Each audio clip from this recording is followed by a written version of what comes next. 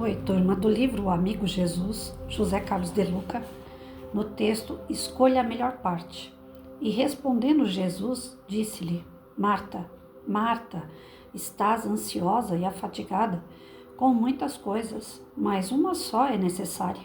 E Maria escolheu a boa parte, a qual não lhe será tirada. Evangelho de Jesus segundo Lucas. Certa ocasião, Jesus passava pela cidade de Betânia, onde residiam as irmãs Marta e Maria, amigas de Jesus. O mestre houve por bem visitá-las, como certamente o faz até hoje junto aos lares que o acolhem. As irmãs, no entanto, tiveram atitudes diferentes em relação à presença de Jesus. Enquanto Maria sentou-se aos pés do mestre para ouvir o que ele ensinava, Marta ocupou-se integralmente com os afazeres domésticos. Um mal-estar surgiu.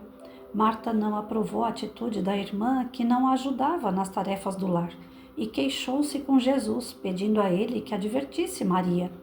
E qual foi a reação do Nazareno aos reclamos de Marta? O amigo Jesus deu a ela a resposta que transcrevi no início desse capítulo. Marta, Marta, estás ansiosa e afatigada com muitas coisas, mas uma só é necessária. E Maria escolheu a boa parte, a qual não lhe será tirada. Não creio que Jesus estivesse reprovando os cuidados de Marta com a casa, mas sim que alguma coisa mais importante estava acontecendo naquele momento. Mais importante do que arrumar a casa.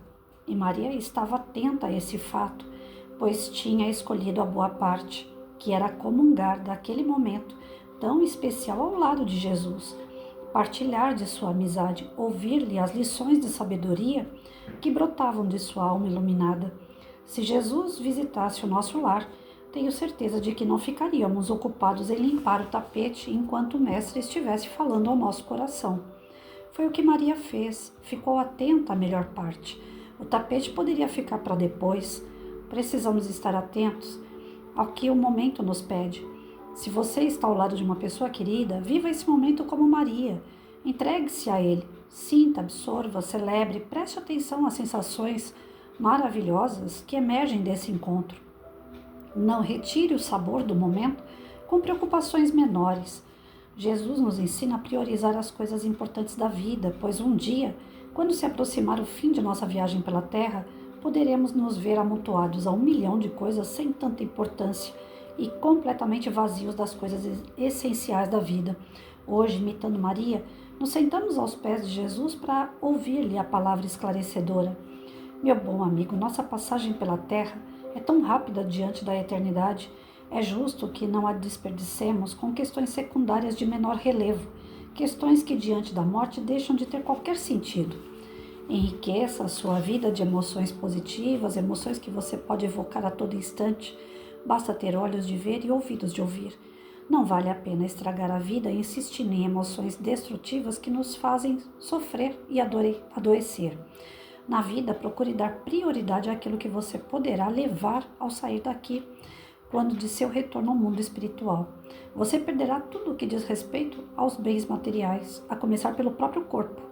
Você perderá também a casa, o carro, o dinheiro, o emprego, as joias, a empresa, o poder, os títulos políticos e religiosos.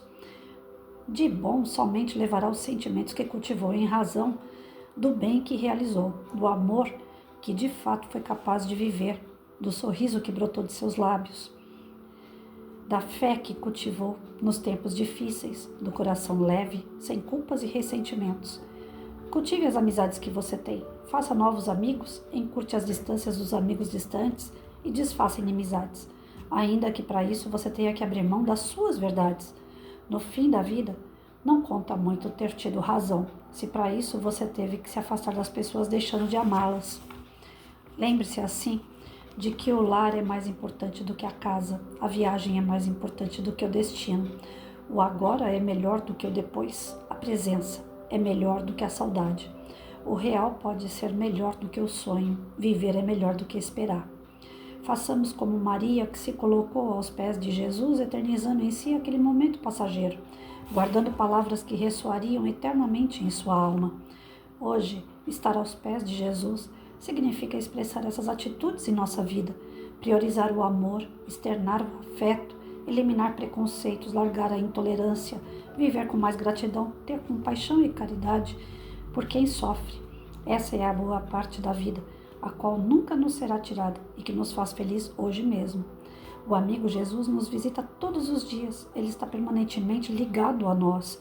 Vamos, portanto, fazer como Maria e tornar especial cada momento da nossa vida, cada atividade, cada palavra, cada encontro. Que tudo tenha um toque de 3 As: alegria, atenção e amor.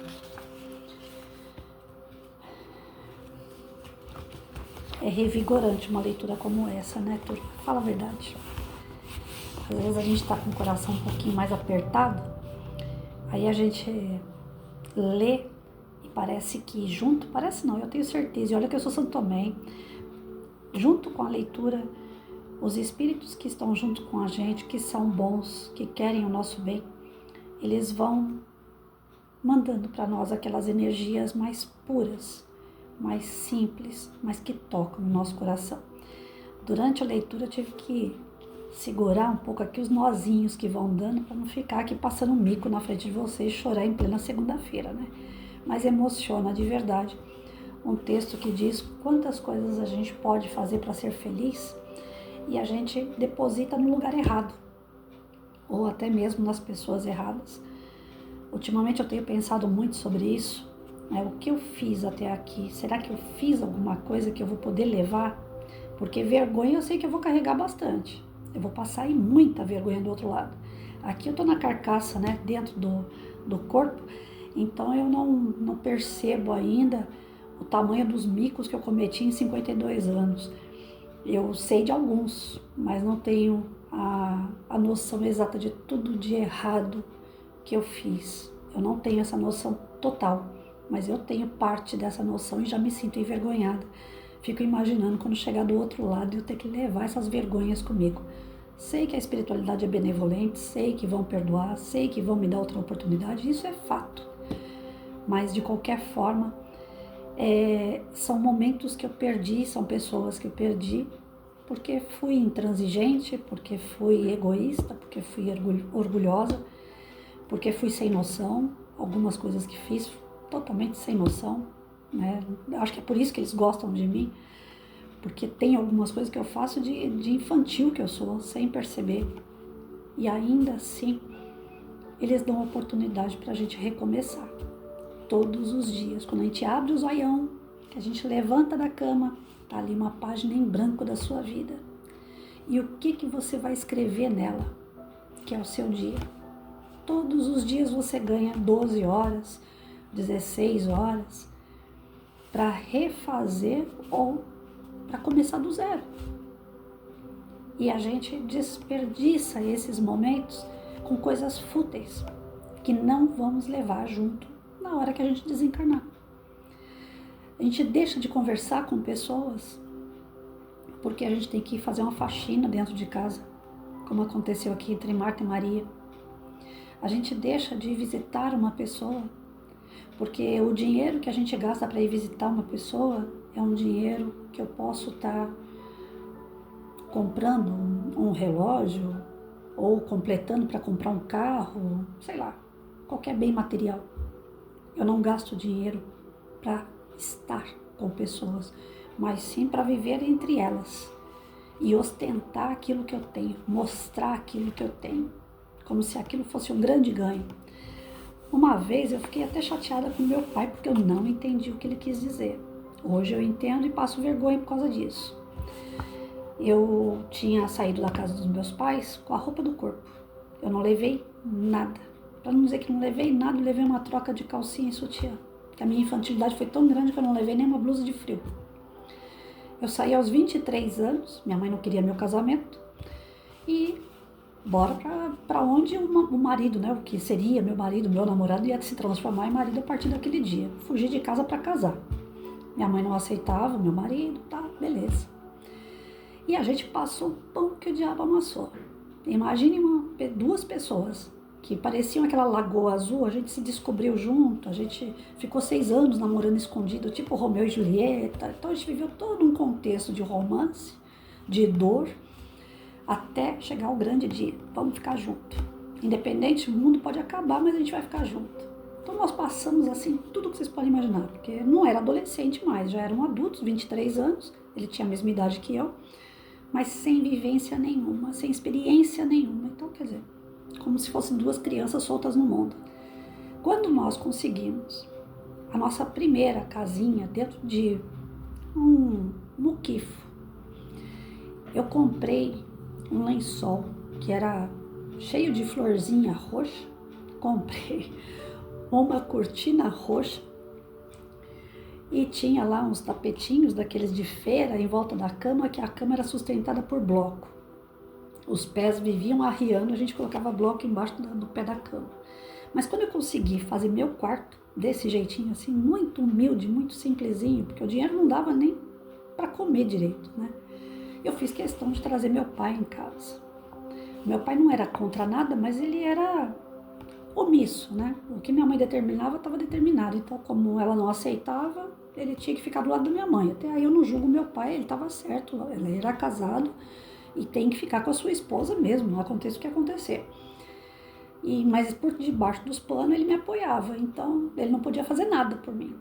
Mas quando eu conquistei esse quartinho, dentro de um muquifo mesmo, eu chamei ele, falei, eu quero que você vá na minha casa, para você ver como tá bonitinha. E meu marido ficava naquelas máquinas de bichinho, ele ganhava gorjeta. A primeira vez que nós brigamos foi porque ele ganhou gorjeta, em vez de ele colocar comida dentro de casa, ele trouxe um ursinho de pelúcia para mim. Ele era cheio de me dar ursinho, então na minha casa estava cheio de ursinho, não tinha o que comer, mas tinha ursinho porque ele vivia naquele romance comigo. Ele era muito romântico, muito cabeça aérea, né? Era o garoto da situação, eu era mais madura que ele. E aí eu via naquela casinha assim toda fofa, na simplicidade, dentro de um muquifo, um cortiço. Aí eu falei, pai, agora tá na hora de você conhecer minha casa, a minha conquista. Aí o meu pai entrou, olhou tudo, e eu tava assim numa euforia, porque eu tinha conquistado alguma coisa material. Até então a gente tava, né, como eu falei, vivendo daquele jeito que vocês podem imaginar. Passando fome, passando frio, tudo que é coisa ruim, só que eu não vou contar essa parte. A parte melhor é quando eu conquistei. Quando eu conquistei, chamei meu pai. Falei, eu quero que você veja aquilo que eu conquistei. Tudo muito simples, tudo coisa de feira, bem baratinho, tudo muito simples, mas bonitinho, arrumadinho. Aí meu pai entrou, olhou para tudo aquilo dentro de casa, 2 cômodos e o banheiro era pro lado de fora. A gente tinha que sair de noite ou qualquer hora do dia para ir no banheiro, que era no quintal. Não dava para ter o banheiro dentro da própria casa. Meu pai olhou tudo aquilo, banheiro todo chapiscado, não tinha azulejo, não tinha nada. E era algo alugado, né? Então a gente não pode ficar mexendo também. Enfim, nem tinha como. Quando meu pai bateu o olho no meu quarto, que era a parte mais arrumadinha, né? Era um quarto e cozinha, e o banheiro do lado de fora. Quando meu pai olhou pro quarto, ele olhou pra cortina, olhou pra minha cama. E eu tinha tudo na casa dos meus pais. Tudo que vocês podem imaginar. 8 portas de guarda-roupa, cheio de roupa lá dentro. Aí meu pai olhou tudo aquilo e falou pra mim assim, olha filha, um dia, ele perguntou pra mim assim, você tá feliz? Eu falei pra ele assim, pai, eu tô com a pessoa que eu amo, né? Eu escolhi ficar do lado dele. A gente tá passando as pindaíba ainda, mas ele tá do meu lado, ele não me deixou. Nós estamos conseguindo conquistar as coisas. Eu tô feliz porque eu tô conquistando as coisas. Aí meu pai falou assim, não, você tá feliz com ele ou você tá feliz porque você tá conquistando essas coisas? Eu falei, não, tô feliz porque eu tô com ele, mas também porque eu tô conseguindo comprar minhas coisinhas. Aí ele falou, não, vou fazer a pergunta de novo. O que é mais importante para você? Estar com ele ou ter as conquistas que você está fazendo através do seu trabalho? Eu falei, você enfrentaria tudo outra vez para estar do lado dele? Eu falei, lógico, eu amo meu marido. Aí ele pegou e falou assim, então para mim o que importa é isso. Ele tá te fazendo feliz? Ele te ama do jeito que você ama ele? Eu falei, sim, ele é parceirão. Aí ele falou, então é isso que me deixa feliz. Tudo isso que você tá vendo aqui é provisório, Patrícia. Você já teve muito mais lá em casa e não foi isso que te segurou. Você preferiu sair de casa com a roupa do corpo para viver um grande amor. Você continua vivendo esse grande amor? Eu falei, vivo. Ele falou, então agora sim, eu tô feliz por você. E eu fiquei com meu pai meio que chateada ali na hora, porque a minha intenção era falar para ele assim, olha pai, Pela primeira vez eu consegui conquistar as coisas com o meu salário, com o meu trabalho, junto com o meu marido, né? A gente viveu de favor na casa dos outros, a gente passou fome, a gente passou frio. E ali eu estava começando, né, a ter um cantinho para nós. E eu fiquei assim meio que melindrada com meu pai, né? Falei assim, ele não deu valor nenhum em tudo que eu mostrei para ele. Mas depois a gente cresce, a gente amadurece, aí eu entendi o que meu pai quis dizer. Realmente. Eu mudei de casa enquanto eu estava casada muitas vezes. Eu perdi móveis, casa mobiliada 2 vezes. Eu tive que vender tudo correndo para me poder não passar fome de novo. Essa casa que eu tô há 27 anos, eu já troquei de móveis aqui umas 3 vezes. Então tudo que é matéria, realmente, não tem tanto valor. Hoje não me faz falta a primeira cama que eu tive, mas me faz falta o marido que não está aqui há 19 anos, porque já está desencarnado há 19 anos. Então é isso, as pessoas são muito mais importantes do que as coisas e a gente não dá esse devido valor. Na correria de trabalhar, de ter que ganhar dinheiro, de ter que comprar, de ter que pagar, aquela coisa do dia a dia sufoca a gente não percebe o valor do momento. A gente perde muitos momentos bons porque a gente não dá valor. Aí depois a gente fala assim, poxa, eu não dei tanta atenção como eu deveria. Eu não devia ter, eu não amei tanto como eu deveria ter amado. Tem uma música do Titãs que fala isso, né? Queria ter amado mais, ter chorado mais, ter visto o sol se pôr, né?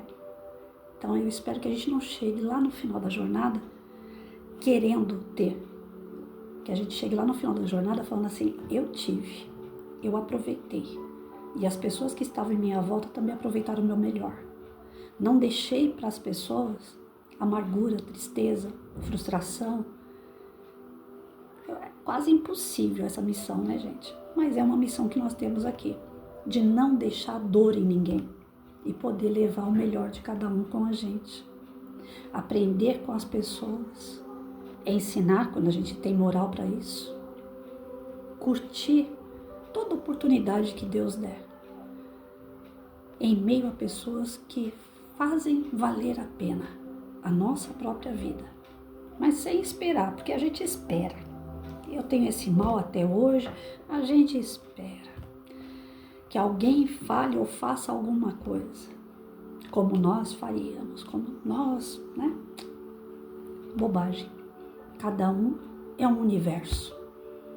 E as pessoas só vão dar pra gente aquilo que elas têm, assim como nós. A gente só dá aquilo que tem. Eu assisti uma palestra esse final de semana, onde dizia sobre o perdão. Eu fiz uma na semana retrasada, e esse sábado a moça, não me recordo o nome dela, fez também pela Irmã Maria uma palestra sobre os 5 passos do perdão. Por mais que a gente estude, por mais que a gente leia e entenda, no final das contas, sempre a gente vai falar o seguinte, como é difícil. Porque dentro da gente tem 2 palavrinhas que enquanto a gente não conseguir dominar, a gente não vai aprender a perdoar de verdade, que é o orgulho e o egoísmo. Essas 2 palavrinhas, elas acabam com a gente, elas destroem os sentimentos, elas destroem inclusive a nossa saúde. E é isso que faz a gente perder as oportunidades e perder as pessoas. E depois ficar sentando e lamentando porque perdeu, porque é o que vai acabar acontecendo. Muitos espíritos desencarnam, chegam do outro lado e falam assim, se eu soubesse. Tem até livros, tem coleção de livros, se eu não me engano, não lembro o autor que escreveu livros com esse título, né? Se eu soubesse. Eu li quando eu tinha uns 16 anos de idade, eu li todas as obras desse cara. E são romance espírita, mas que condiz com o que acontece de verdade. Os espíritos chegam do outro lado arrependidos, porque falam, se eu soubesse, como agora eu falei, se eu soubesse o que meu pai quis dizer naquela época, eu teria talvez seguido outros rumos, e não o rumo pelo qual eu fui. E a gente se arrepende, Porque pai e mãe, por mais que a gente fale que o filho vem às vezes para ensinar o pai e a mãe, que são alguns débitos, né, na família, mas o meu pai tinha uma sabedoria muito grande. Talvez ele não tinha para ele mesmo, mas para me passar, talvez pelas dores que ele tinha, que ele não queria que eu passasse pelas dores igual a dele. Então ele me passava ensinamentos que ele não conseguia praticar. Mas ele tinha moral porque ele sabia que aquilo ali ia dar errado. Meu pai, ele me ensinou muita coisa. E é isso que vai valer a pena lá no final. As pessoas lembrarem da gente por algo que a gente fez para elas. Não por elas, mas para elas. Uma palavra, um abraço, um exemplo. O que nós estamos deixando? Meu pai me deixou ensinamento, me deixou amor. Eu sinto falta dele, mas tenho consciência tranquila no sentido de que, do mesmo jeito que ele me amou, eu também amei ele. Eu não fui 100%, mas eu dei o meu melhor, dentro daquilo que eu pude para ele. Então a lembrança que eu tenho do meu pai é a melhor possível, com todas as falhas e erros que ele teve, e teve muitas, mas as qualidades sobressaíram. É isso que vai valer a pena lá no final. Aproveitem os momentos, as oportunidades, mas deixem um legado, deixem uma mensagem, um exemplo, deixem uma palavra que as pessoas vão recordar de você depois. E é isso que vai valer a pena lá no final. O que nós estamos deixando para as pessoas? O que nós estamos deixando para que outros mais tarde falem, né? Patrícia serviu para tal coisa, como meu pai me serviu nos seus exemplos, nas suas palavras, nos seus ensinamentos. Façam isso. Não deixem passar oportunidades e nem pessoas, porque lá na frente você vai falar: ah, se eu soubesse. Então não fale isso não. Vamos tentar aproveitar o mais que a gente puder enquanto a gente está aqui.